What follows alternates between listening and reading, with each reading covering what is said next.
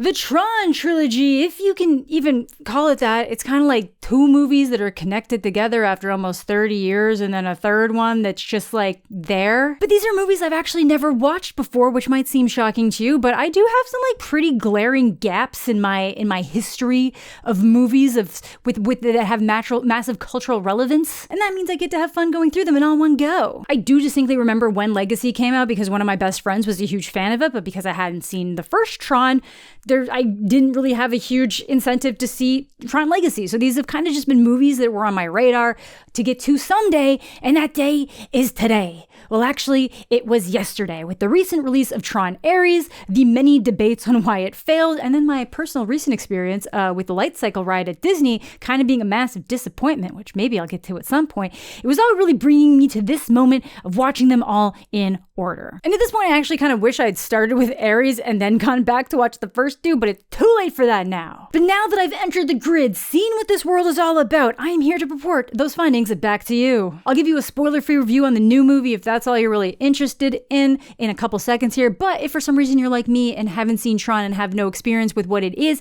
the whole franchise starts with this guy named Kevin Flynn, played by Jeff Bridges, trying to prove that he's the original creator of the popular game Space Paranoids, but then ends up getting pulled into the company's game grid by a rogue virtual intelligence known as the MCP, whose ultimate plan is to completely take over ENCOM and then find a way to cross that over into the real world, which is not at all what I thought Tron was about, which we will get to when I'm doing my rundown of the first movie, but I'm gonna let you know, it was nothing close to that. Legacy and Ares then both use these like grid worlds in their own different and expanded ways. Legacy feels like a real solid follow-up to Tron considering it came out almost 30 years later, but Ares feels so disconnected despite its attempts to feel more connected. So before diving into those details, my spoiler thoughts on the new movie is that I feel like if you watch it as a standalone, it might really work, but in others it might feel confusing because you don't really have a basis for like the lore of what's going on in the series. They do speed run through like the highlight information of the original characters and like why they're not in this movie, but it doesn't really feel like any of that matters to the movie that we're watching here today. And that is kind of why I wish I'd started with this one and then gone back just so I could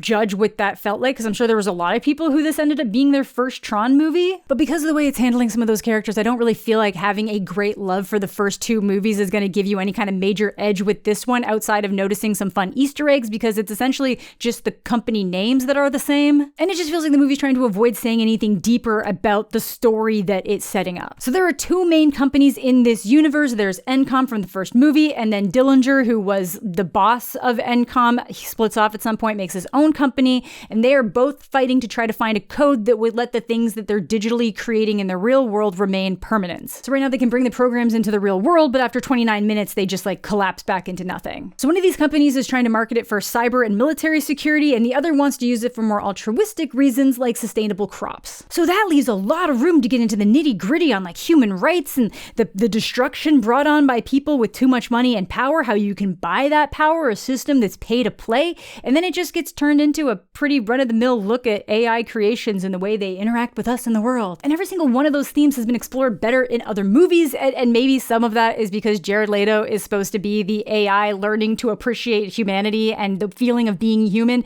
and he's potentially one of our least human humans we have. Like, he's doing great with the robot stuff, a little bit rougher with the rest of it. Like, I feel like the building blocks are really there for something interesting, but it just didn't succeed at hitting the emotions it was trying to get out of me. And then honestly, some of the times it was trying to get emotions out of me, it was ripping off Blade Runner. Like, there are 2 Tears in the Rains type scenes that they're trying to get to take off. And it's like, don't make me think of a movie that's better than you. And I'm not saying that the movie had to go super hard on the social aspects of it. That's just what they decided to set up. I think they could have had a really cool and interesting corporate espionage side of a story, but that is just not the direction they went in. The soundtrack in this is obviously incredible, considering it is 9 Inch Nails, which is really just Reznor and Ross, who I believe are 2 of the best soundtrack composers we have in history. Looked into it a little bit, and I don't know if it's fully confirmed, but it almost seems like it is technically just Reznor and Ross, but Disney specifically wanted it under the 9 Inch Nails name, and I don't know if that's because they can now say exclusively that they're the ones with the 9 Inch Nails soundtrack. Either way, it sounds fantastic. 9 Inch Nails, man. And honestly, if you approach this movie as more of a massive music video for their songs, it is a lot more fun. But you know what else is fun? Today's sponsor, Raycon, and their open earbuds. I'm about to find myself in another amusement park, and there is nothing better than having a pair of these bad boys on you so you can listen for the updates while you're still being entertained in those long lines. If I hadn't had these little guys at Universal, I wouldn't have heard that the Velocicoaster was breaking down right before close, and I wouldn't have had time to run to another ride to end the night. I would have just been sitting there like a chump. Because they're so lightweight and have 36 hours of battery life with the charging case, they are perfect to have with you all day long when you're trying to stay more aware of your surroundings while still being entertained, and for me, getting work done when I can. They just give you that perfect blend between headphone and earbud while still delivering the sound and comfort that you expect from Raycon. I literally forget they're in my ears half the time, and with multi-point connectivity, it is so easy just to swap back and forth between devices and tasks. They're IPX splash-proof, making them super easy to clean, and I didn't have to worry about the rain destroying them. You know, the rain that shut down the aforementioned Velocicoaster? Not these bad boys. And with the holidays right around the corner, there's no better time to buy a pair for your loved ones or yourself, because you deserve it. They come in a bunch of different colors, they have some fun, unique cases. Treat yourself. They're selling so fast, and right now Raycon audio products are up to 20% off this holiday season, so click the link in the description or go to buyraycon.com/JediOpen to save on Raycon site-wide. And make sure to order by December 15th to get them in time for Christmas. Alright, so let's dive into the 1982 classic Tron. And honestly, and I hope you don't get too mad at me, I do think I needed to have seen this at a particular point in my life to be super into it while still fully understanding its cultural relevance and why it means so much to people. This thing was a technical marvel at the time. It was like pushing the limits of what you could do with movies in terms of creating things, in terms of what a computer could be used for in art. And outside of all that tech stuff, it's got such a pure 80s vibe, which I do appreciate. I just love something that feels so firmly of an era. I think Legacy is the same thing for 2010. Like, those movies feel like they're of that era, like little time capsules in the most beautiful way. But as I mentioned, I don't know what I thought Tron was, but it wasn't this. I don't mean that in a negative way. I just mean my brain completely created its own understanding of Tron. As mentioned earlier, Tron's hero is Kevin Flynn, a game designer who has his work stolen by his former employer Dillinger at ENCOM. So this movie starts with him trying to hack into that system to prove that he was the one who invented the game, along with 2 other ENCOM employees, Laura and Alan, but then ends up digitally materialized inside ENCOM's gaming grid by the MCP, who's gained too much virtual intelligence and control and is trying to stop anyone from the outside world figuring out what it's doing. You will find out that Dillinger is aware that this master control program within their servers is doing this and gaining all this autonomy, and you might be wondering why he's okay with that. Well, it is because the MCP is threatening to reveal, or basically blackmailing him with the information that he plagiarized video games. So he's letting a rogue virtual assistant take over his company and then potentially take over other people's grids and enter the world because he might get accused of stealing a video game. Okay. But that's what we're working with. Flynn ends up lasered into the grid, and he briefly forgets who he is and then meets a series of programs that reflect the programmers or the users in the real world. So pretty quickly he comes across one named Ram, and these programs are all forced to play in those games that Finn created gladiator style if they don't fall in line with what the MCP wants them to do. Also mentioned that the MCP has a right hand who is the program version of Dillinger known as Sark, who will become more relevant later, I guess, and ends up being kind of like something in the new movie. So all that I had no idea, not even a concept of. Again, like the main thing I knew is I was like, I know there's a bunch of really cool lights and there's these light cycle things that I didn't even know were called light cycles until I went to Disney this year. And I had no idea how much of this movie was video game and game related. But the really big one is that I didn't realize that it was people from our world going into a digital grid. I thought Tron was its own world and universe where these people lived. I didn't realize it was an isekai. Now, being that so much of this tech was in its infancy at the time, the world here is very sparsely populated. It's pretty barren. It really does feel like one of those like classic 80s computer games, even the way they go down hallways and stuff. So I don't know why I didn't clue in that that was what was going on, but hey, at least I came into this experience pure. And that brings me to my other major realization. Tron isn't the name of a place, it's a character?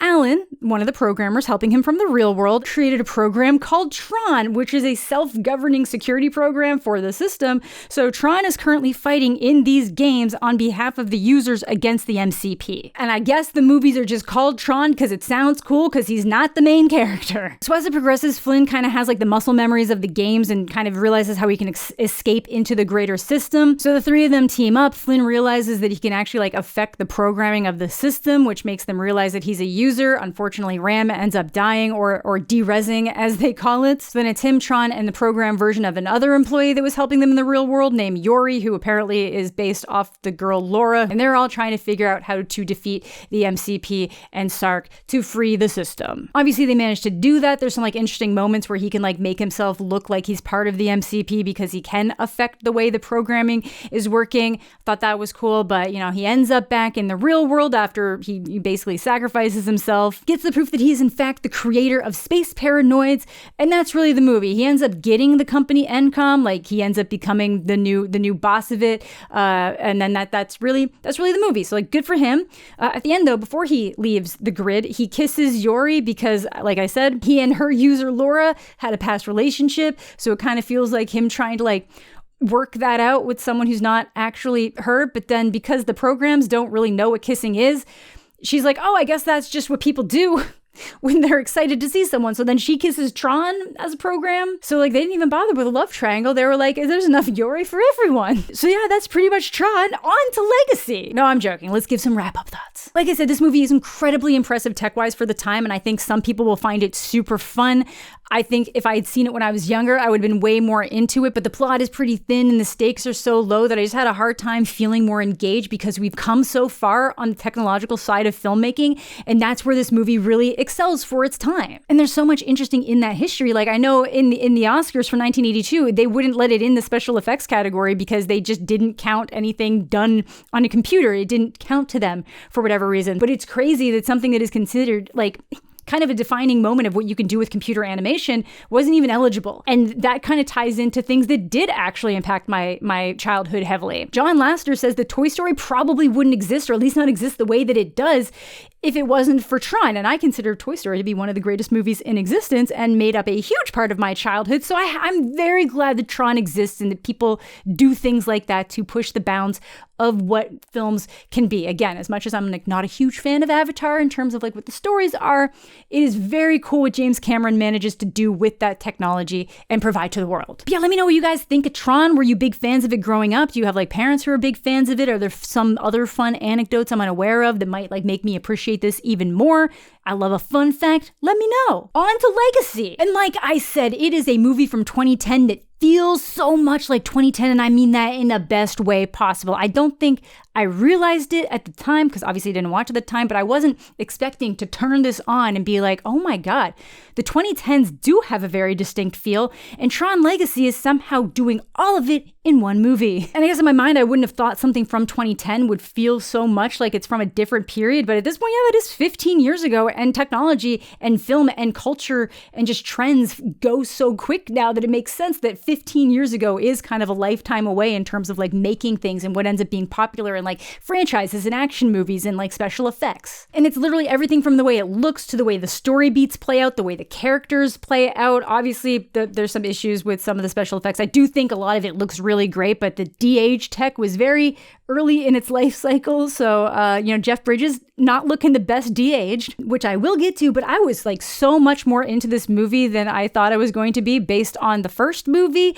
And I think it's awesome. I kind of wish I had watched it in 2010. It really has that classic wish fulfillment drive from a main character that like you're watching it and you're like, if you're young, you're like, you see yourself as the main character, who we'll get to. I'm not saying that this is an amazing movie, and I feel like we've had better years down the line follow-up movies, two of which I feel inspired this one and the next movie, but it did a really good job expanding some of the stuff from the original Tron that were pretty bare bones. Yeah, AI following directives too closely is stuff that we've seen done before, but I like the way it's explored here, and I like when it gives the kindness for the imperfection of humanity, and that's the thing that makes it so special. In Legacy, we find out that Flynn, as the head of ENCOM, used it to provide free software and help society, and he also built his own grid for programs and users to exist together with the help of Tron and turned his hacking program Clue from the first movie into a digital version of himself to help maintain the grid. Flynn says everybody gets to be isekai'd. And yeah, that is where we get our horrifically de-aged Jeff Bridges. More like Jeff Browridges with that face, am I right? I'm sorry. But then he goes missing, and the movie picks up 20 years later with his son Sam getting pulled into the grid after some kind of message gets sent out of Flynn's arcade. Before he gets pulled in, we find out that he is still actually primary shareholder of ENCOM. He's just not on the board or involved. But Dillinger's son is, and as mentioned, played by Cillian Murphy, and that's where I believe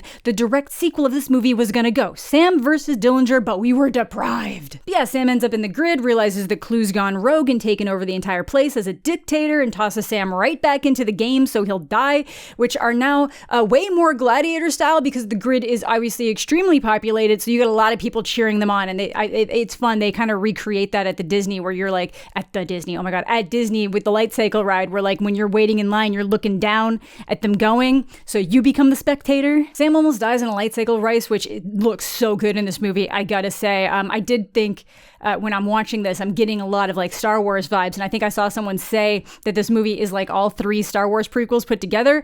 I would say more that it's very much like Phantom Menace and Attack of the Clones put together, which is great for me because I love them. But he ends up saved by Cora, our semi-manic pixie program played by Olivia Wilde, who brings Sam to his dad Flynn, who got stuck in the grid 20 years back after he discovered a naturally occurring intelligent life called ISOs. They're pronounced ISOs, I just keep saying ISO. That they believe would have been the keys to solving all sorts of the world's natural mysteries and ailments. And to really drive that home, the ISOs developed as their own sentient beings in this environment. They weren't things that were programmed to be a certain way, to perform a certain way, and that's why Clue thinks they're abominations. If he was created to make the perfect system and he feels like he's made the perfect systems, they are an aberration to that perfection. And there's a little bit of a grudge there, you know, he was created to make this perfect world, and then his maker finds these new shiny toys that go against that order entirely, and he feels betrayed, and then basically pulls a Santa Claus 2 and goes grid dictator and murders all the ISOs and also kills Tron in the process. But to me, it did actually look like he got reprogrammed,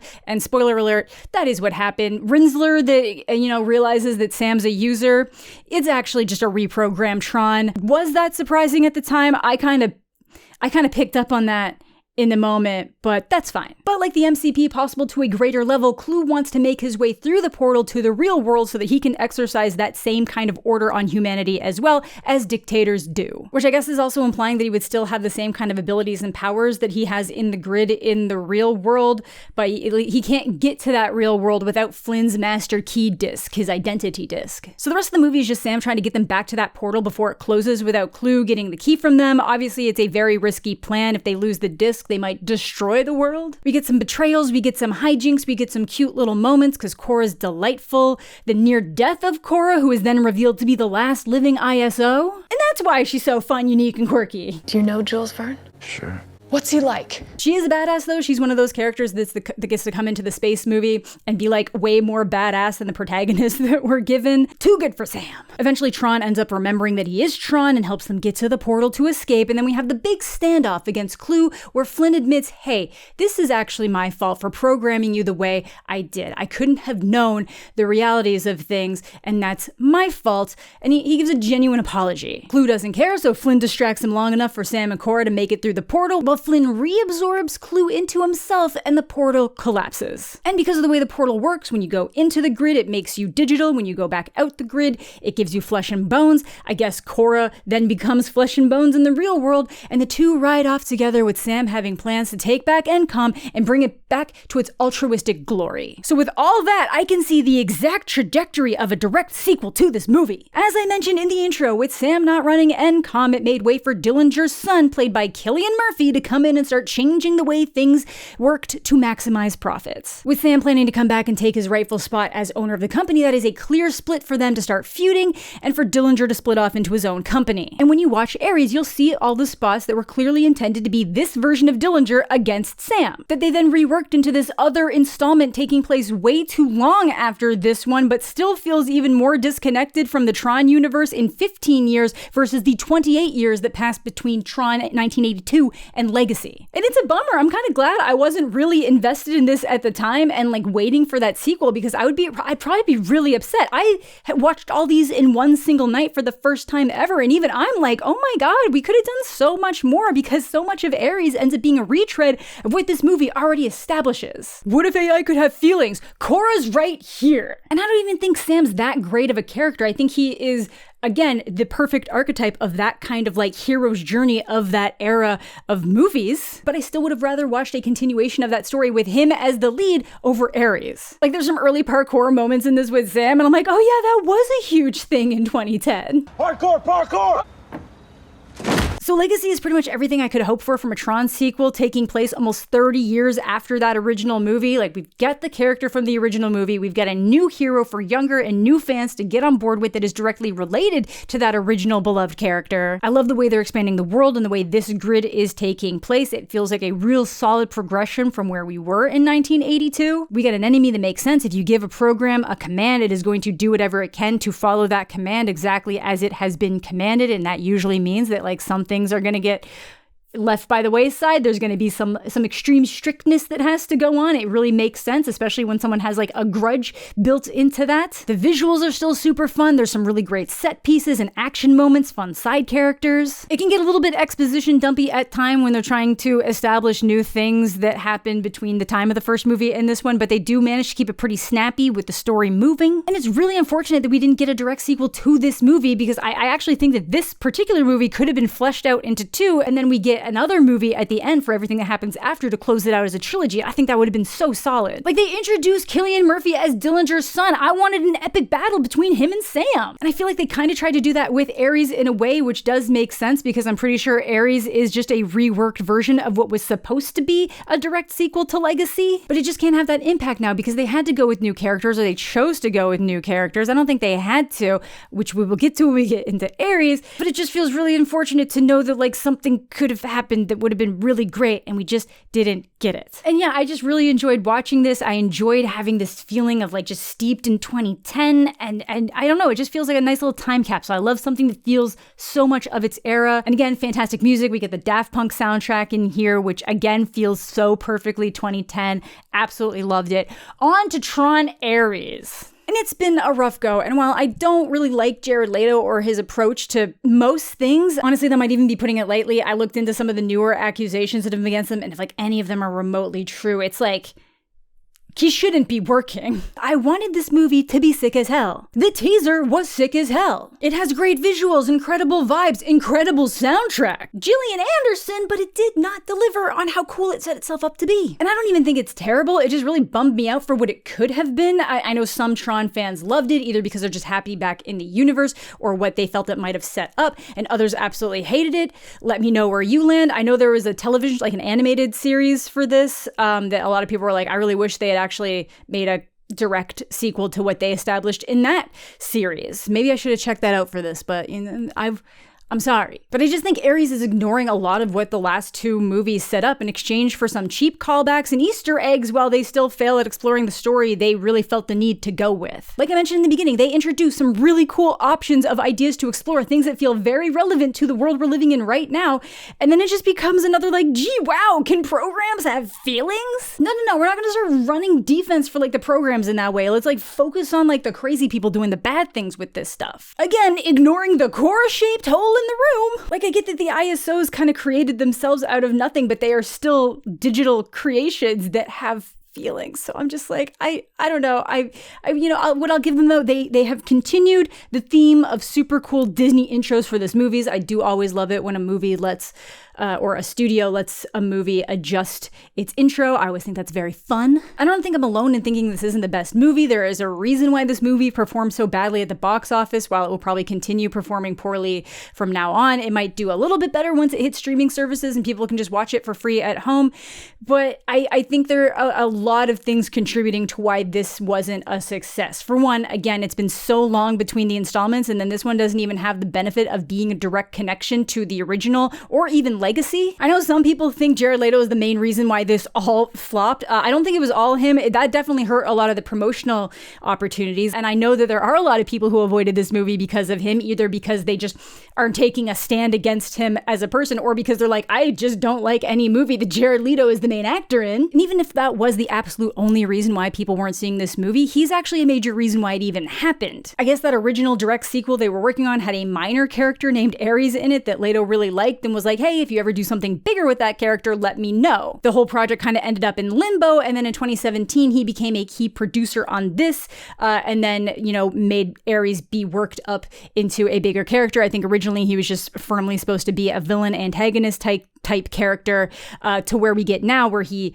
was supposed to be that, and then almost immediately becomes like the main character in the movie that's supposed to have all the character progression, but I think they do like a bad job of that. But he somehow becomes more of a main character in Tron than the character Tron. Wild work. But also not necessarily the worst thing. Like, a movie focused on Korra would not have been bad at all. I think it's interesting to go from a program's point of view. You've had a couple from human point of view, like give a little bit more time to shine there. Inherently, it is not a bad idea. It's just that, like, it's what they did with it. But obviously, because of that level of attachment he had in this project, it makes sense that he'd be that present in it, meaning we get all of his poorly delivered jokes that half the time you have to wonder if it's even supposed to be a joke. And it doesn't even seem like he's trying to be robotic, because that's just how he talks all the time, and it just worked in favor of this character. I know that most of the programs in this movie, or in these movies, have always acted like people, but I can understand why Dillinger programming these ones, they'd be a lot more rigid because they're supposed to be soldiers. But he's just not a compelling lead actor for a variety of reasons. He's good in Requiem, but people around him are better. I don't believe the way he does his whole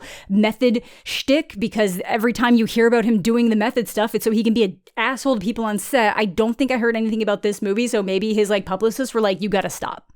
You gotta stop. You can't try to de-res people on set. I guess there's only so much he could have done in character as Ares. But overall, I think this movie failed because it just wasn't strong enough for people to be interested in it. Obviously, there's a huge cult fan base behind Tron. A lot of people really resonated with Legacy. You see a lot of videos pop up where people were like, Legacy was actually way better than you remembered. People who saw that movie as kids are older now, kind of very similar to me loving Phantom Menace. They love Legacy. But just getting those fans in the seats isn't enough to get the good reviews out of them, to get the momentum out of them. And then I don't think it's doing enough to have been satisfying or appealing to a wider audience at that point. Especially when this is taking place 15 years later after they successfully rebooted the franchise that would have been considered dead and not even a franchise. And they make this one a cold reboot that needed to be so much stronger if they wanted to pull people in. You needed Blade Runner level. You needed Blade Runner 2049 level if you were going to go in this direction. And instead they just kind of nab things from Blade Runner. It's lacking a character that you can really resonate with and rally behind, which is key for so many sci-fi movies. People want to have that insert character, or at least somebody that they think is really cool and fun. But let's dive into the specifics of the movie so you can understand where I'm coming from a little bit better, which means spoilers. Lots of spoilers. Because we're just dropping anyone who's been in a previous installment, we gotta do a real quick history rundown that says Sam stepped away from ENCOM for personal reasons, and it's now run by twin sisters, Eve and Tess. Tess is gonna die of cancer, and the rival company, Dillinger Systems, is run by the original Dillinger's grandson, Julian. See, that all should have been set up for a direct sequel with Sam against Cillian Murphy, who makes a great villain, but also Evan Peters is probably the best part about this movie. He plays his little shitter billionaire character incredibly well. Because no shade to him or Greta Lee, they are both fantastic, but this just isn't the story they should have pursued, in my opinion. I remember when the movie started, I was like, really? We got totally different people running. Oh, okay, it's connected, but just enough to be annoying with how disconnected it is, and I have no reason to care about these people. And the trend in this movie is going to be them trying to make us feel things without putting in the groundwork to make that happen. Like I said in the intro, ENCOM and Dillinger are both trying to figure out how to get their digital constructs to remain permanent in the real world. Dillinger is currently tricking investors with Ares, the perfect soldier, and the many like him that can just be regenerated over and over again without letting them know that they can currently only exist for 29 minutes before derezzing.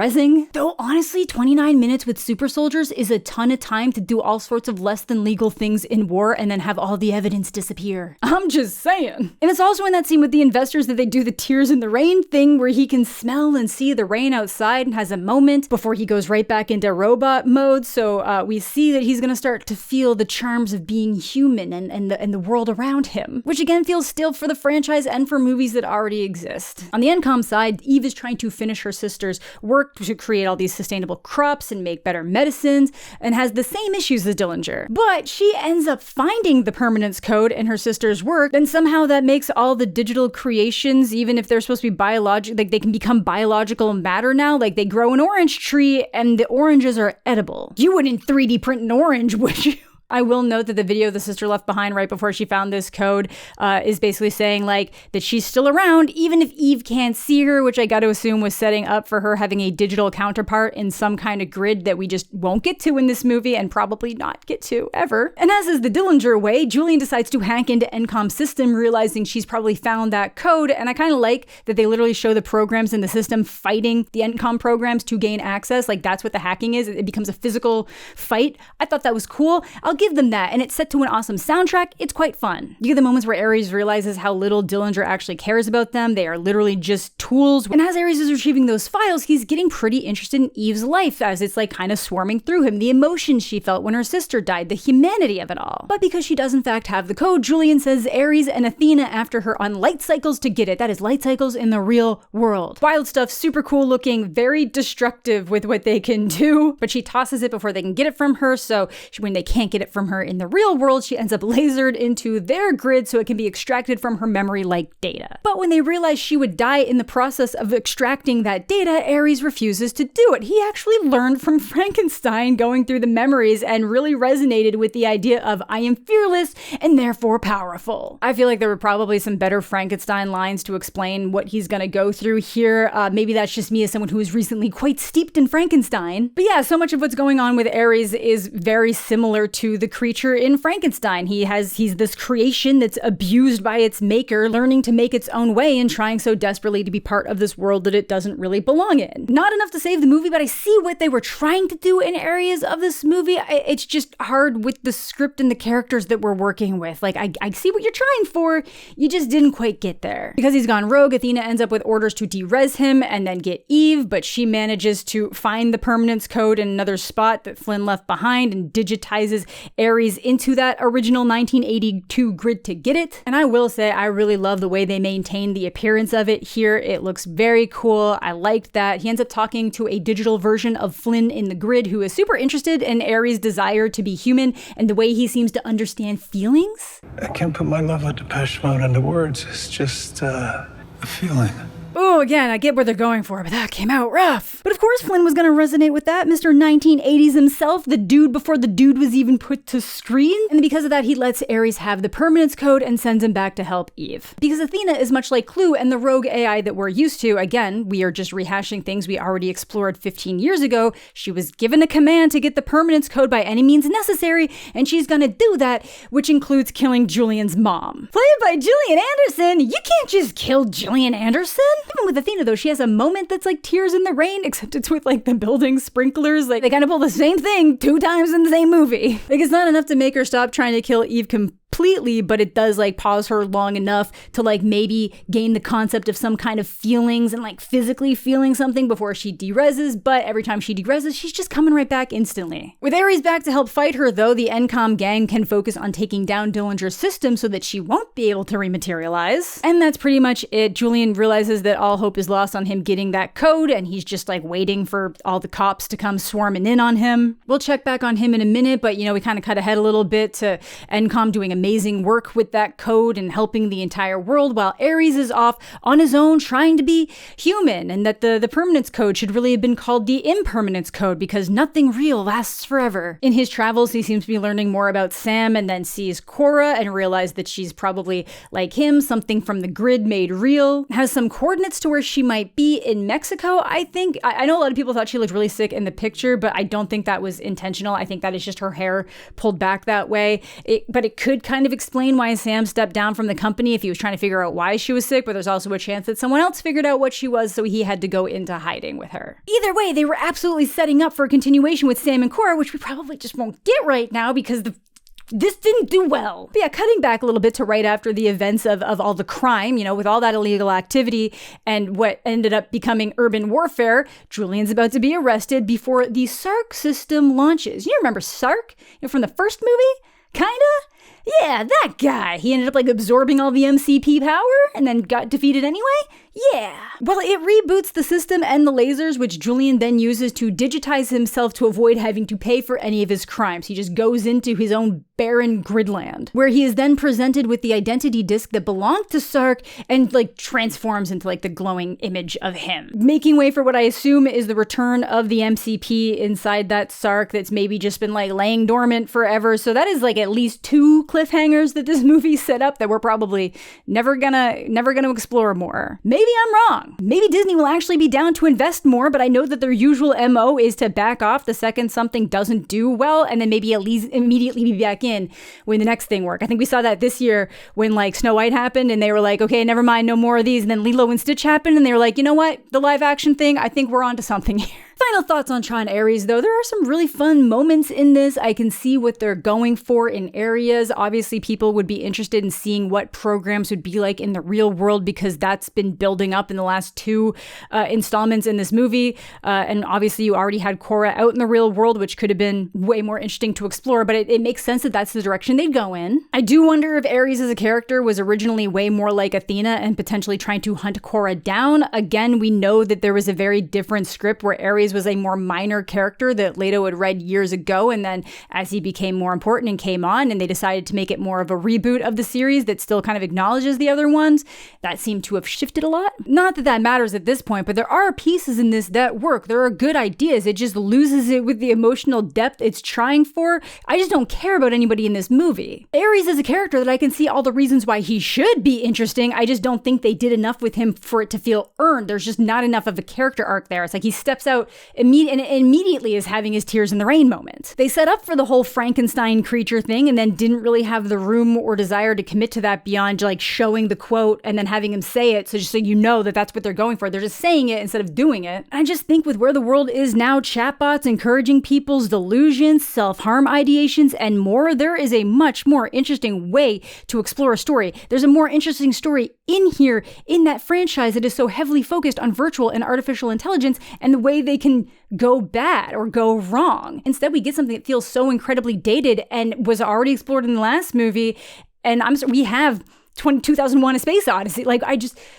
There were so many better ways you could have taken this, because then that exploration of AI ends up being very weak. So it's just a shame that it ignores so much of the past movies to focus on that so heavily as if it wasn't something that we've already dealt with. It just ends up feeling so empty. Somehow the tech billionaire asshole ends up being the most interesting character in this movie, even though he is so incredibly one-dimensional, because it's at least entertaining to watch Evan Peters be a little tech shitter. But yes, that was my experience with the Tron trilogy. I know a lot of people don't like any of these movies. I do think Legacy is really fun for what it is, and maybe a lot of that is just being reminded of a time in the past and how steeped in the era it is. But I do think that one's a good time. I think it's an interesting progression from the original movie. I at least had a good time watching it. This has its moments, but again, it's for every moment you're oh, that was fun and interesting. You just start feeling bad about what it could have been doing instead to be more interesting. But let me know what you guys think of Tron down below. Also, if you guys are fans of Tron, have you seen War Games? I think it's called War Games.